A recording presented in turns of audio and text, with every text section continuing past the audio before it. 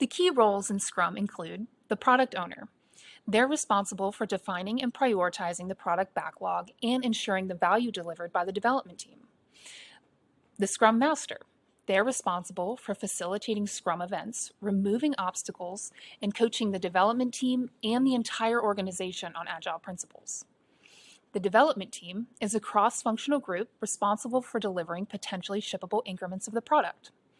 In Scrum, all roles work closely together to continuously improve the product and process. The clear roles and responsibilities in Scrum help ensure transparency, accountability, and effective decision-making.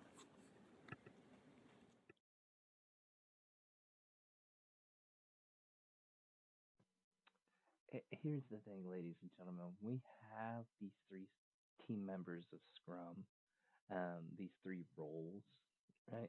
This helps create a framework for organization. So your Scrum Master, in recap, is that servant leader.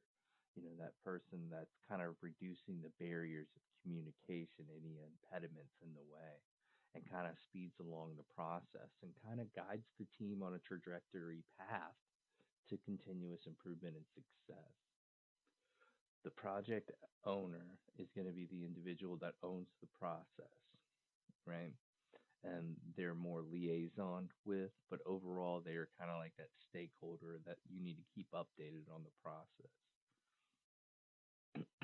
And then you have the development team. These are going to be your team members that set the timeline, set the stage for continuous improvement. They're one of the most important aspects of Scrum because if you don't have a team, you don't have anything. So, these three roles of Scrum are crucial to continuous improvement in agile Scrum methodologies.